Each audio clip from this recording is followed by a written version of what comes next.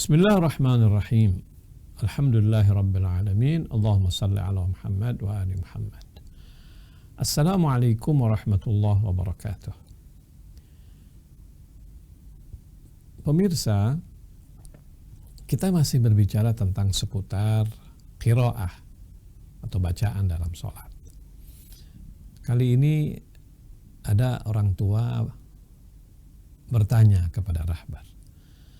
Dia bilang, aku punya anak perempuan yang kalau sholat, aku tidak lihat bibirnya itu bergerak. Dia sholat, tapi bibirnya nggak kelihatan bergerak baca. Diam aja, Allahu Akbar. Diam gitu. Tiba-tiba dia ruku, tiba-tiba dia iktidal. Kan banyak tuh orang yang sholat, tapi tidak kelihatan dia membaca, konon katanya dia membaca di dalam hatinya. Itu bagaimana itu? Kira-kira fatwa rahbar.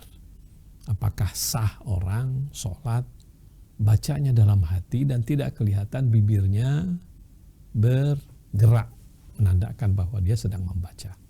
Kita lihat. Beliau bilang, pertanyaannya begini, ibnati hina ma tusalli la tuharrik lisanaha fi shalah bi ikhtiyariha. Anakku ketika sholat, katanya, dia tidak menggerakkan lidahnya di dalam sholat tersebut dengan kemauan dia sendiri. Wala yujad a'iq, tidak ada halangan sebetulnya, yamna'uha, yang membuat dia tidak bisa membaca itu. Fama hukmu sholatiha, bagaimana hukum sholatnya? Paham ya? Jadi pertanyaannya ya. Jadi pertanyaannya adalah, ada seorang anak perempuan sholat tapi lidahnya atau bibirnya tidak bergerak, sehingga seakan-akan dia tidak membaca. Dan itu bukan karena dia sakit, tapi ya biasa dia sholat kayak gitu. Dan ini juga berlaku ya pada kita semuanya. Gimana, bolehkah kita sholat tapi kita tidak membaca, konon kita hanya membaca dalam hati? Oke, bagaimana hukumnya? Kita lihat fatwa rahbar.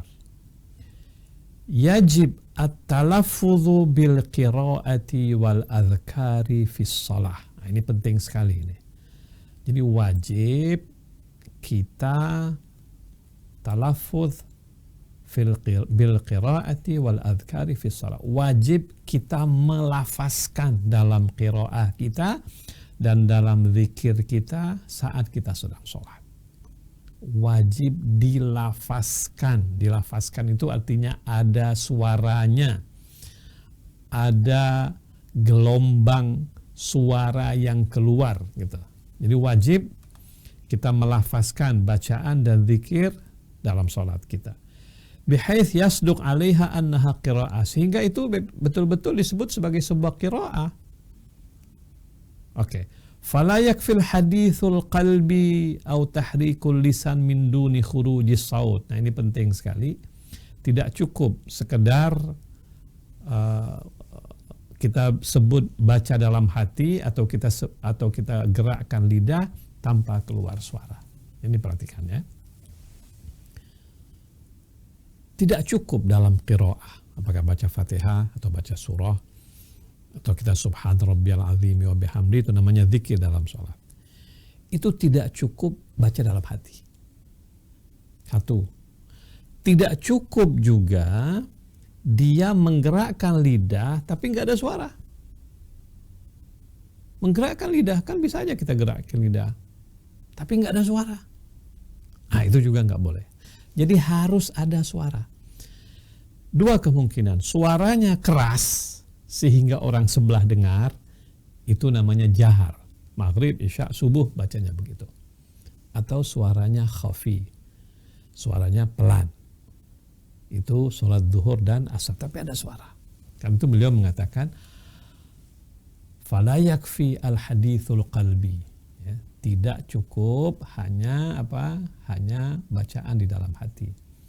Au tahrikul lisan, tidak cukup juga hanya gerakkan lidah min dun khurujis sauti, tanpa keluar suara. Walau kana taf'alu dzalika alimatan amidatan min duni udhrin syar'iyyin fa shalatuha batil. Kalau dia lakukan itu secara sengaja dan dia tahu hukumnya, tanpa uzur syar'i, maka sholatnya dianggap batil. Maksudnya apa? Dia tahu hal itu tidak boleh, tapi dia sengaja. Dia udah tahu hukumnya nggak boleh baca dalam hati, tapi dia sengaja baca dalam hati. Dia tahu dan dia sengaja melakukan hal kayak gitu. Tidak ada alasan syar'i yang membolehkan dia begitu. Dia normal, dia sehat, tapi dia melakukan sholat seperti itu, maka sholatnya dianggap batal.